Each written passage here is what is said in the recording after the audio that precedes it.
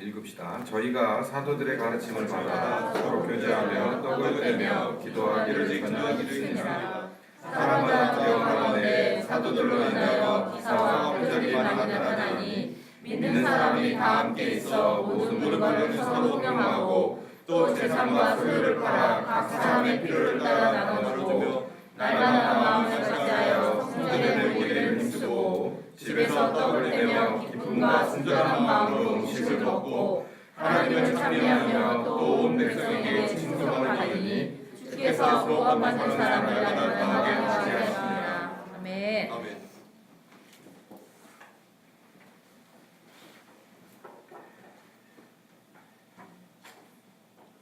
교회의 시작. 지난주에 말씀의 제목과 똑같습니다.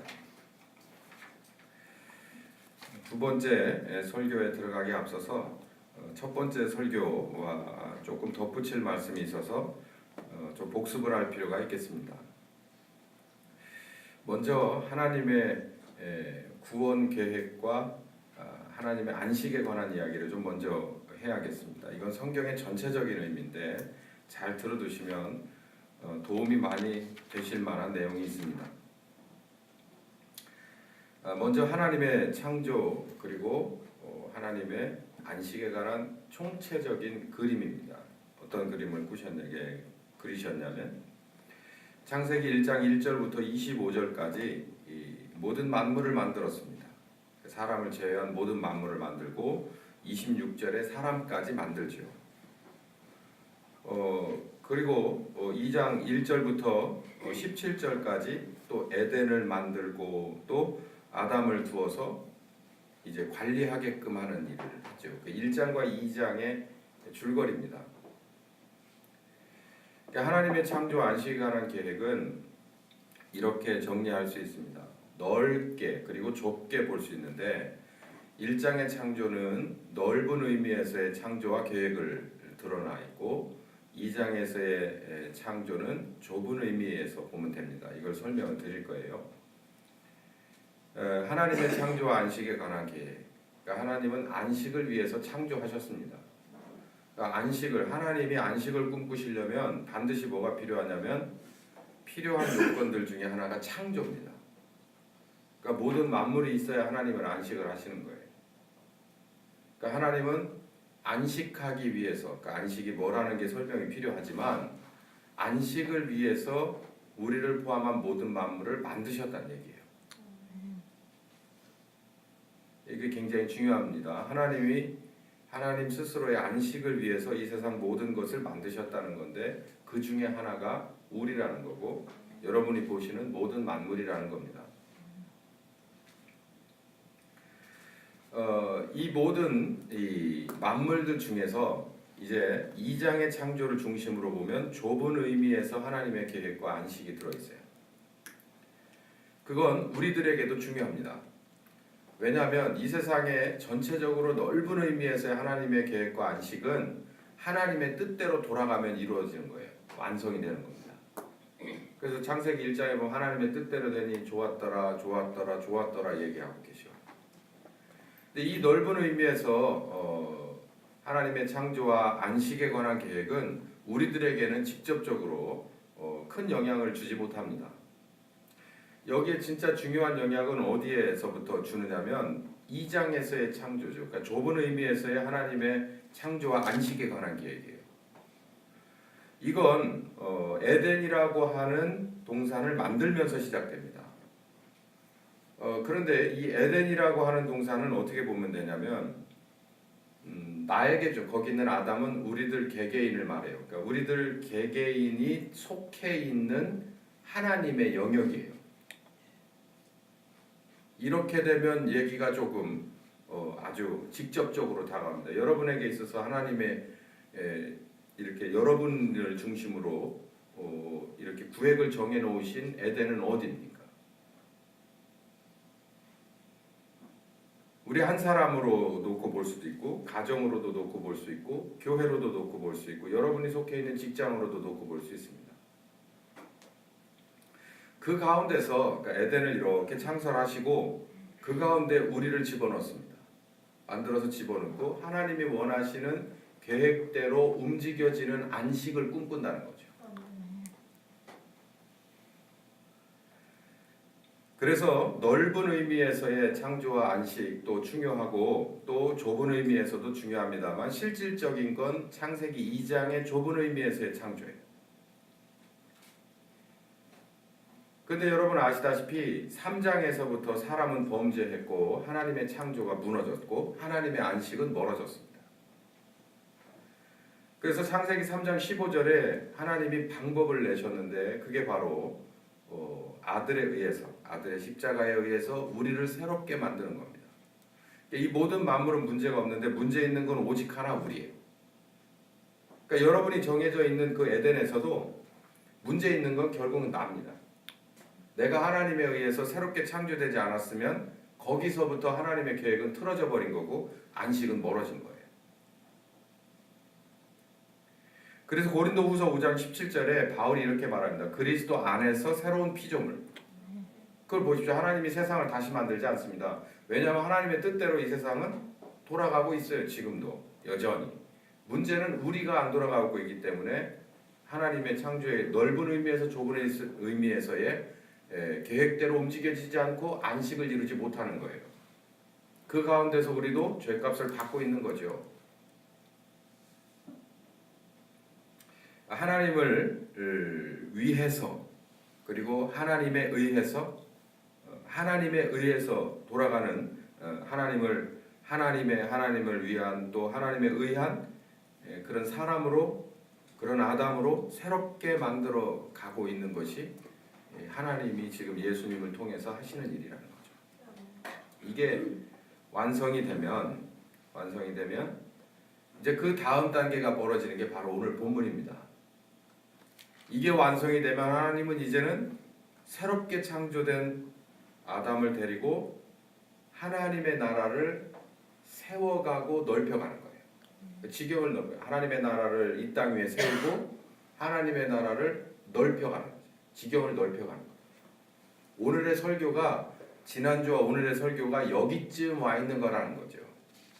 예수님이 33년 또 3년 6개월 동안 그렇게 애쓰고 힘썼던 아버지 하나님의 계획이 어디에서부터 이제 수면 위로 올라오느냐면 이 사도행전 2장에서부터 비로소 올라오게 되고 그 올라온 그 계획들이 이런 배경이 있습니다를 제가 오늘 설교의 초반에 말씀드리는 겁니다.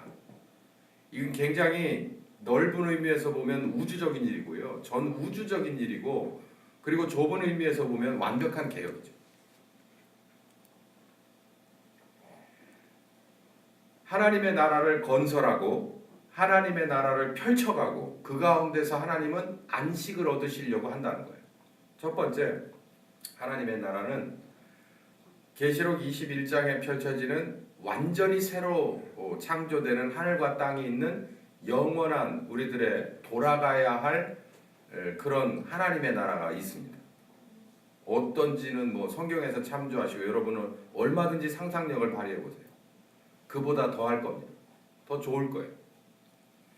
근데 중요한 건 우리가 아직 목숨이 끊어지기 전이라는 말이죠. 그러니까 목숨이 끊어지기 전에 고린도후서 5장 17절에 내가 바뀌어진 뒤에 이 세상에서의 천국은 하나님의 나라는 어떻게 될 거냐가 중요합니다. 왜 이게 중요하냐면 아까 고린도후서 5장 17절에 이 만물은 모두 놔두고 우리를 바꾼다고 그랬잖아요. 그러니까 우리가 하나님의 뜻대로 바뀌어지면 새롭게 창조가 되면 뭐가 바뀌냐면 마치 선글라스의 색깔을 바꾸어서 낀 것처럼 평생 검은 톤의 선글라스를 끼던 사람 어느 날 밝은 톤의 선글라스를 끼게 되면 세상이 다 달라 보이잖아요. 그것처럼 예수 안에서 새롭게 창조된 새로운 피조물이 이제는 완벽하게 달라진 세상을 보게 된다는 거죠. 그러니까 내가 달라지니 세상도 달라 보이는 겁니다. 하나님 앞에서는 달라진 게 없어요. 달라진 건 납니다. 근데 쳐다보니까 이 사람도 달라진 사람, 저 세상도 달라진 사람 다 달라진 거가 돼버리는 거죠. 그럼 이제 우리는 어떻게 살 거냐는 거죠. 아까 말씀드린 대로 하나님의 나라를 세우고 하나님의 나라를 확장시키는 그게 바로 오늘 읽은 본문 얘기란 말이에요. 그래서 베드로가 첫 번째 제자답게 일어나서 외치잖아요. 우리가 술을 마신 것이 아니라 내가 여러분에게 해줄 소리가 있는데 바로 이겁니다. 여러분이 잘못도 없지만 잘못을 저질렀다고 누명을 씌워서 엊그제 죽인 바로 나사렛 목수의 아들 예수가 살아났고 그분을 그리스도가 되게 하셨다라는 것을 여러분에게 전하고 싶습니다. 평범한 얘기지만 또 아무런 배경이 없는 사람의 그저 공허한 외침이지만 하나님이 함께 하시기에 사람들이 거기에 굴복하고 어떻게 해야 되겠냐고 마음이 무너지기 시작했어요. 그러면서 이 사람들을 끌어안아야 될 별도의 공동체가 필요해서 그게 세워진 게 바로 교회라고 제가 말씀드렸죠.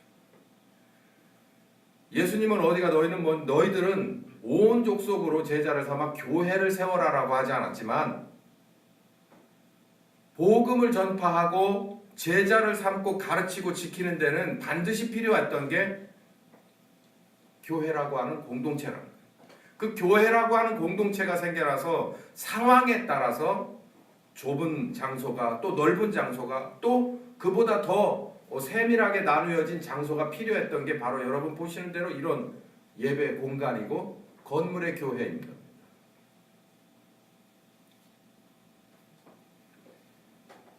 이렇게 하나님의 나라가 이 땅에 세워지고 그러니까 바뀌어진 신자가 하나님의 나라를 전파하고 사람들을 다시 가르치고 지키게 하는 이 교회 공동체 안에서 하나님은 안식을 누려가는 거예요.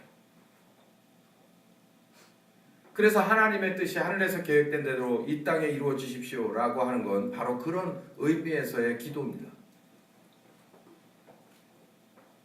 이런 가운데서 우리들은 두 가지 신자는 두 가지로 이렇게 이 세상을 살아가게 됩니다. 그러니까 불신자에서 신자가 되면 새로운 피조물이 되면 두 가지로 살아가는데 첫 번째가 하나님의 나라를 새롭게 세우고 복음을 전파해서 교회 공동체 안에서 리더하고 따라가고 도와주는 그런 삶을 사는 거예요. 그 신자로서의 분명히 해야 될 삶이에요.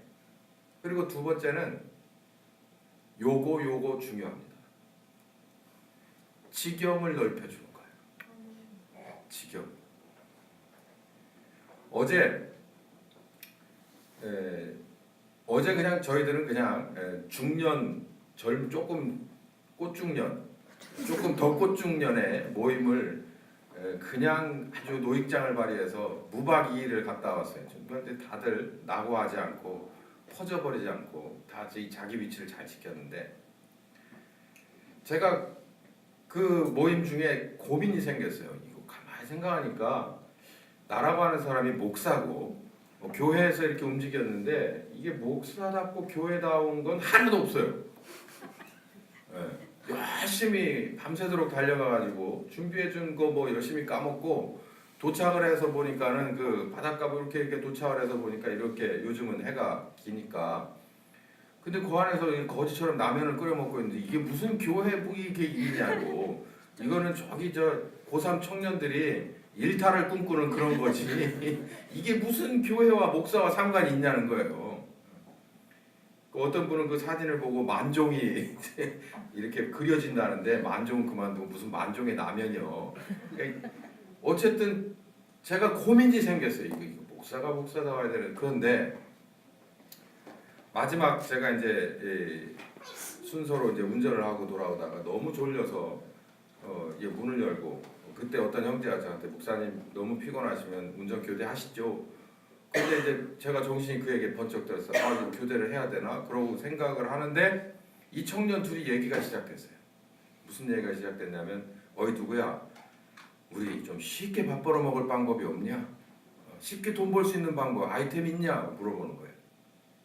그러니까 어떤 청년이 그러는데 형 그런 거 있으면 나 좀 알려줘. 이제 그렇게 해서 얘기가 시작됐어요. 그래서 이제 목사다워졌습니다. 그러니까는 금방 오고 하나도 안 졸리더라고. 그래서 목사는 목사다워야 운전도 잘 되고 집중도 잘 되고 안전거리 유지도 잘 되고 브레이크도 잘 밟히고 졸립지도 않더라. 그게 제 얘기가 다는 아닙니다. 거기서 제가 한 가지 센스를 얻은 게 뭐냐면 우리 교회의 올해가 지경이 넓혀진다. 도대체 지경이라는 게 뭘까를 계속해서 배워가고 있어요. 제가 저 먼저 배워가고 있는데 저는 며칠 전까지만 해도 직장의 업그레이드를 꿈꿨고 사업의 직영 확장을 꿈꾸고 그랬어요. 근데 어제 대화 가운데서 제가 완전히 그냥 피곤해서 넉다운 돼가지고 오늘 비몽사몽간에 저 학사를 가서 설교를 해야 하는데 하나님 뭐라고 얘기를 해줘야 됩니까? 어마어마한 걸 주시는데 제가 깜짝 놀랐습니다. 그게 뭐냐면 신자의 신자됨이 교회를 통해서 복음이 증거되고 가르쳐지고 모범을 보여주는 이 공동체라고 하는 것이 기본이라면 하나님은 옵션, 이제 개개인의 달란트대로 교회 안에서 하나님의 나라를 건설하는 것과 유지하는 것과 넓혀가는 것 그 이상으로 아까 말씀드린 대로 우리에게 펼쳐지는 또 다른 에덴이 있고 또 다른 계획과 안식이 있는데 그게 뭐냐면 여러분의 가정과 여러분의 직장이에요. 그 직장에서의 여러분의 가정에서의 지경이 넓혀지면 뭐겠냐가 확실해지더라고요. 저의 가정에 아직까지는 내 식구의 직장의 달란트는 저죠. 제가 목사니까. 근데 여러분 가정에서는 예를 들어서 어떤 직장에 어떤 게 주가 될 수도 있고 둘 다 중요하면 아내와 남편이 아주 둘 다 중요한 지경에 꼭지점에 서 있을 수도 있습니다. 근데 신자의 신자됨은요 교회 안에서 그리고 복음을 가지고 뒀지만 여러분의 삶 속에서의 지경이 넓혀진 목사님 무슨 근거로 그런 말씀을 하십니까? 오늘 본문 읽어보니까 맨 마지막에 신자의 수가 막 늘어나는데 그 전에 있는 얘기가 뭐냐면 백성들에게 칭송을 받더라라는 얘기예요. 제가 백성들에게 칭송을 받는 얘기가 뭘까를 성경적으로 묵상하면서 달려들었습니다. 근데 두 가지가 나오는데 첫 번째는 누가복음 3장 12절 미만으로 나오는 회개의 열매입니다.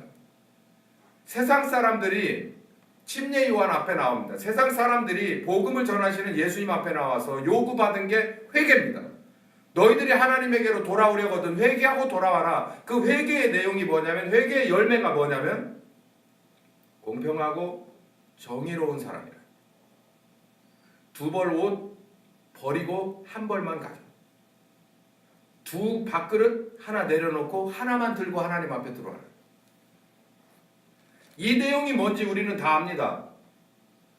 제가 가만히 생각해 보니 직장에서 여러분이 있는 학교와 여러분이 있는 사업체에서 만약에 이게 된다면 누가 싫다는 사람이 있겠어요?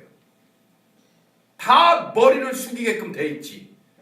우리 사장님 매출이 어마어마한데 우리 사장님 집으로 가는 거 가지고 가는 건 사업 시작이나 지금까지 똑같다고 생각을 해요. 어떤 노조가 그 사장님한테 이유 있습니다라고 할 노조가 있으면 저한테 데려오세요. 제가 다시 바꿔드릴게요. 하나님 앞에서 온전하게 회개하고 하나님의 영역으로 발을 디딘 사람은 일단 세상에서 칭송을 받지 않으면 안 되는 겁니다. 구조 자체가 그렇더라고요. 두 번째가 중요해요. 철저한 회개와 그 열매가 백성들에게 칭송을 받는 기본이지만 그것에 그친다면 그저 평범 그 이상의 도덕맨입니다. 착한 사람일 뿐이에요. 그것만 가지고도 지경이 넓혀질 수 있어요. 많은 사람들이 머리를 숙이게 할 수 있어요. 인격적으로 훌륭한 사람이 될 수 있어요. 경제 질서를 바로 세워 법 질서를 세우는데 훌륭한 사람이고 저 사람 진짜 예수 믿는 사람 맞아 라고 들을 수 있어요. 근데 그걸로 끝나는 게 지경이 넓어지는 않은 게 아니라 충분하지 않아요.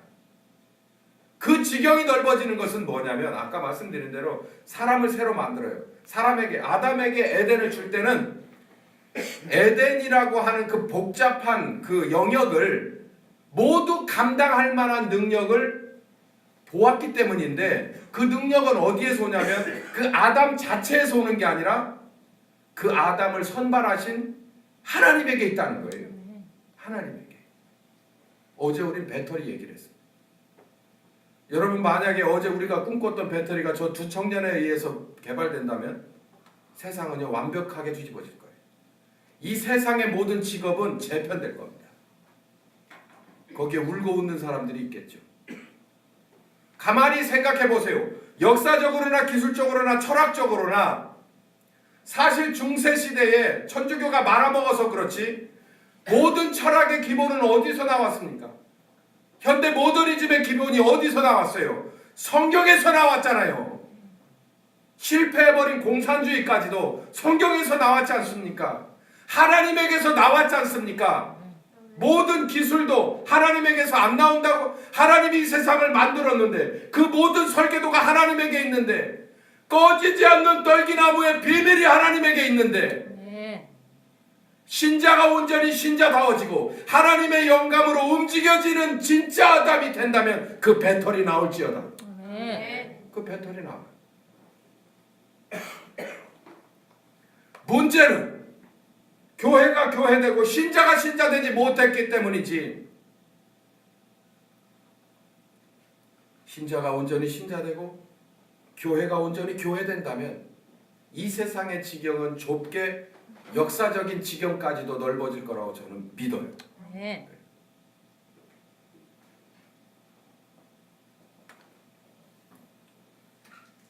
이렇게 시작된 교회가 지난주에 말씀드렸던 첫 번째 게 있고, 두 번째 거가 이제 오늘 말씀드릴 겁니다. 오늘 읽었던 본문에 보니 많은 사람들이 두려워하는데 이런 일들이 그 교회 공동체 안에 있었습니다. 첫 번째는 기사와 표적. 기사를 찾아봤습니다. 그러니까 신문 기사 할 때 기사 아니고 바둑 두는 기사가 아니더만요. 제가 한자어를 가지고 잘 찾아보니 이거는 신기한 일입니다. 기이한 일. 이게 기사예요. 표적은 겉으로 드러난 일. 그러니까 눈으로 안 보이는 일이 아니라 눈으로 보이게끔 일어난 일이에요. 그게 표적입니다.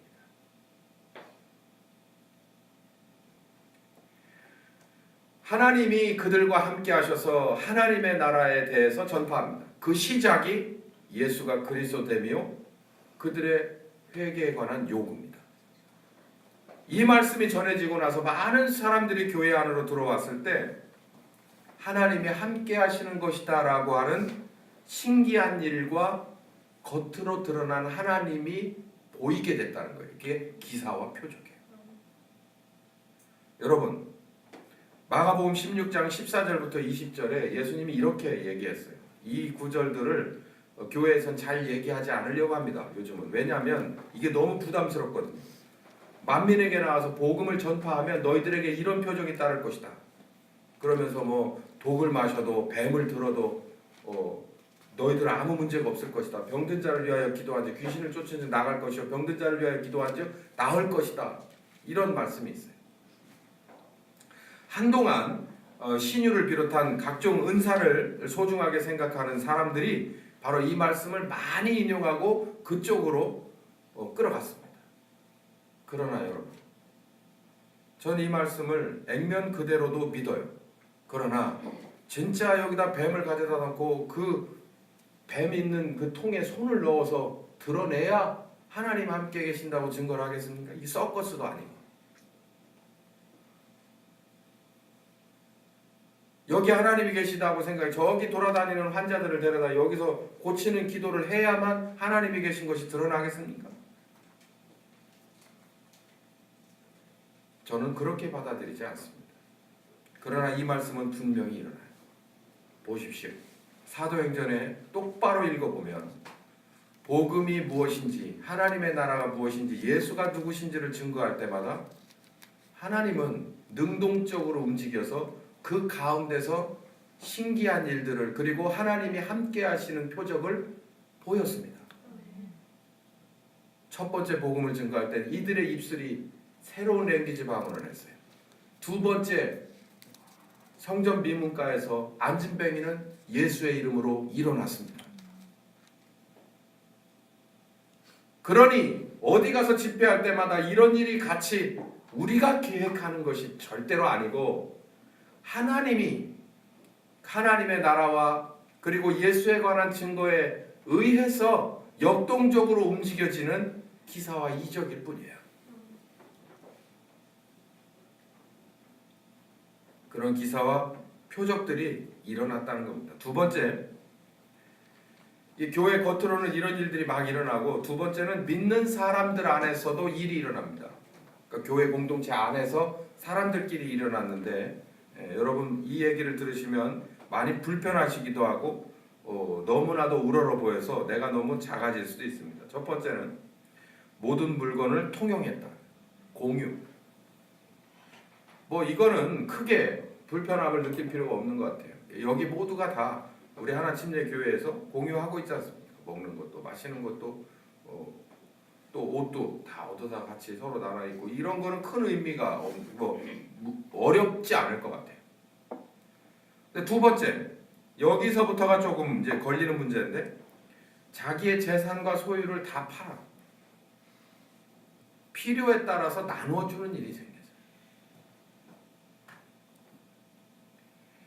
이게 여기서부터 이제 소화불량이 걸리기 시작. 여기서부터 이제 숨이 제대로 쉬어지지 않아요. 저 이 문제를 어떻게 설교를 해야 되나를 고민했는데 아까 말씀드린 누가복음 3장 11절부터 14절까지의 온전한 회개입니다. 온전한 회개를 했다면 더 이상은 팔 게 없어요.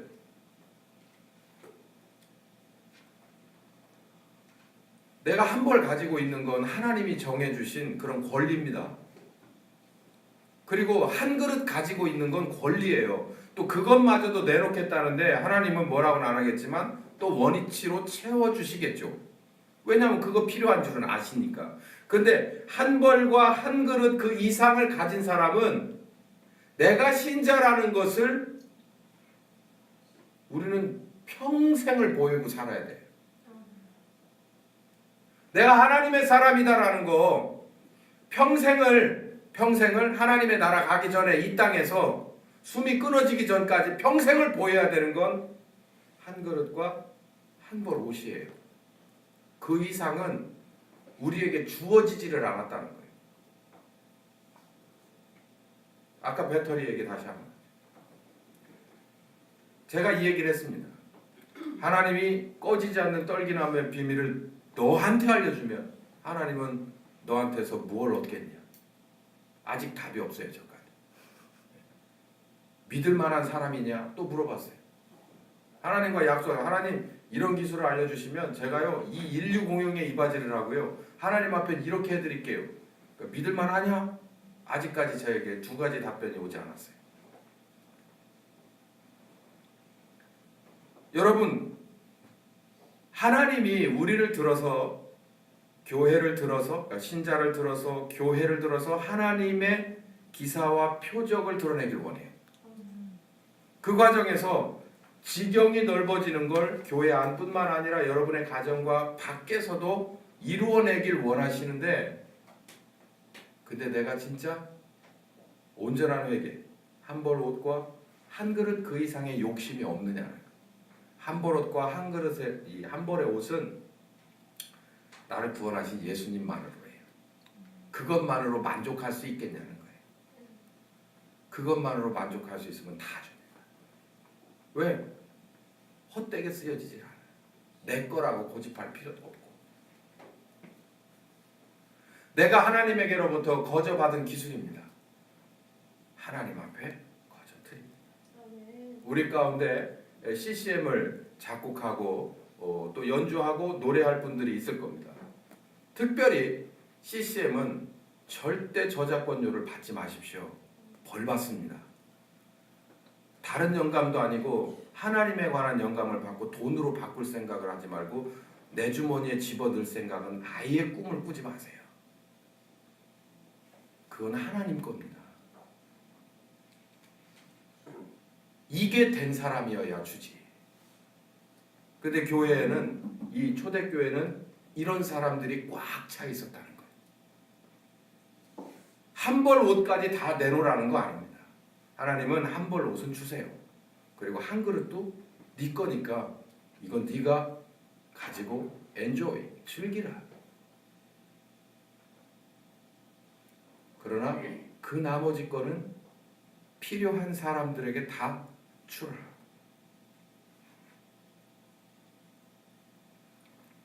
이거는 신자로서의 기본입니다. 세 번째는 성전에 모이기를 힘써요. 성전에 모이기를 힘쓰는 건 바로 예배 처소에 모이기를 힘써. 마가의 다락방에 모이기를 힘썼다는 얘기가 아닙니다. 성전에 모인다는 건 전도라고 하는 그런 목적과 의미를 가지고 예루살렘 성전에 모였다는 거예요. 왜냐하면 예루살렘 성전은 여러 가지 목적에 의해서 많이 사람들이 오고 가요.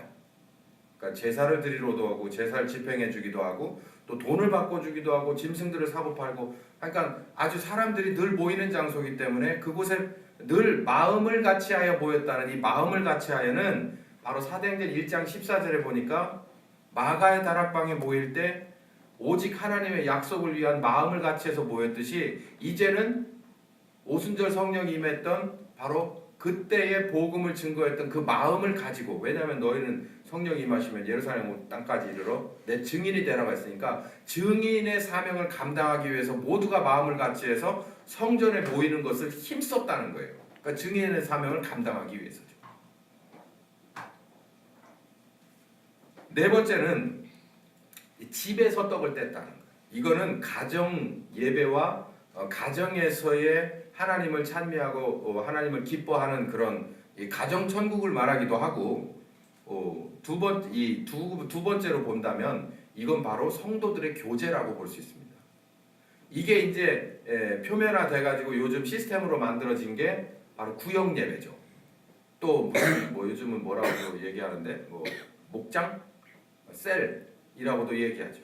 그러니까 성도들이 모여서 부서끼리 모여서 지역별로 모여가지고 또 특성 있는 분들과 특별한 모임들이 모여서 하나님이라고 하는 또 복음이라고 하는 걸 가지고 모여서 떡을 떼기도 하고 또 교제하기도 하고 또 서로 어제처럼 이렇게 열심히 가서 여행도 다녀오고 이런 일들이 마음을 같이해서 있었다는 거죠. 그러니까 진짜 이 성전에 모이는 건 이 증인의 사명을 감당하기 위한 목적이고, 집에서 모이는 것이 현재 교회 스타일이라고 보시면 됩니다. 이런 일들이 있었습니다. 마지막으로가 백성에게 칭송을 받고 구원받는 자의 숫자가 늘어난 것이에요. 백성에게 칭송을 받는 얘기는 제가 아까 말씀드렸죠. 좁게는 내게 주어진 그 자리에서 나는 온전하게 하나님 앞에 온전한 신자로 한 벌과 한 그릇만을 위해서 사는 사람이 많나? 그러면 나머지 건 모두 뭐냐? 하나님 거다. 그것만 위해서 사는 사람이냐? 그러니 백성들이 칭송하고, 두 번째는 정말 역사와 모든 사람들 앞에서 하나님이 이거다라고 한번 우르릉 쾅쾅 할 만한, 획을 그을 만한 사람으로서도 쓰임을 받은, 그래서 우러러보고 박수를 쳐줄 만한 진정한 사람이냐. 공통점은 회개에 있어요. 공평하고 정의로움이 그 사람에게 피가 되고 살이 된 사람. 예수 한 분이면 나는 저 마이너스도 상관없고 저 플러스도 아무런 의미가 없다 라고 고백한 진정한 신자, 회개의 열매를 주렁주렁 맺은 사람, 바로 그 사람들이 가정에서 그리고 성전에서 모이니까 사람들이 볼 때 뭐라 하냐. 여러분 이거 뒤에를 읽어보면 어떤 재미있는 일이냐면, 예루살렘에서 어떤 일이 있었냐면 이 신자들을 잡아들이려고 예루살렘에 그러니까 무슨 장 기관장들이 다 결탁을 해가지고 신자들을 잡았어요. 잡으려고 막 이제 묶어가지고 구속시켜 버리겠다 이런 일이 일어나니까 백성들이, 그러니까 신자라고 안 했지, 신자가 아닌 불신자들이 돌멩이를 들었습니다. 뭐 하려고? 저 사람들을 뭔 잘못했다고 잡아가냐. 그러니까 불신자들이 신자들이 애매하게 복음을 증거한다는 걸 가지고 유력한 사람들이 잡아가려고 하니까 백성들이 주섬주섬 돌을 들었어요. 왜 그랬을까를 가만히 생각해 보니까 자기들한테 손해보는 게 없는 거예요. 그 사람들이 있는 직장마다 정말 가면은 다른 곳마다 훨씬 깨끗하고 훨씬 더 투명하고 훨씬 더 정직하다. 그러니 가면 언제나 손님 대접받고 언제나 최고의 물건, 최선의 서비스, 모든 걸 다 받는 거예요. 그 사람들이 어디 가서 일할 때마다 뒤처리 신경 쓸 게 없어요. 처음부터 끝까지 쉬는 시간 빼고는 그냥 알아서 두 번 얘기할 것 없이 일하는 사람들이에요. 근데 저 사람들을 왜 잡아가? 말이 된다고 봐? 그러니 그 썩은 양심들도 돌을 드는 거예요. 백성에게 칭송을 받는 건 바로 오늘날에 꼭 필요한 우리들의 몫입니다. 교회의 숫자, 이 숫자를 굉장히 예민하게 받아들이는 신학자들이 있습니다. 근데 신자는 사실 숫자에 별로 좀 약할 필요가, 특히 믿는 자의 숫자는 여기 보니까 늘어났다. 여러분 진짜 숫자가 늘어나는 걸 원하시나요? 제 아내는 막 끄떡끄떡거려요. 전적으로 찬성한데 이보세요. 늘어나시면 살 빠집니다. 그런데 신자의 숫자를 늘려주는 거야. 니들이 더 돌볼 수 있겠구나. 이 세상에 휘어져 가는 곳이 너희들에게 주면 온전하게 만들어 완성시키겠구나. 하나님이 막 밀어주는 거예요.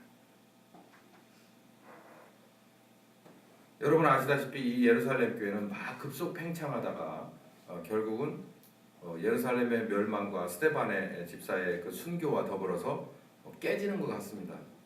그러나 절대 깨지지 않죠. 모닥불을요, 바람이 불고 무언가로 내려치면요, 그 불이 꺼지는 것 같지만 불은 번집니다.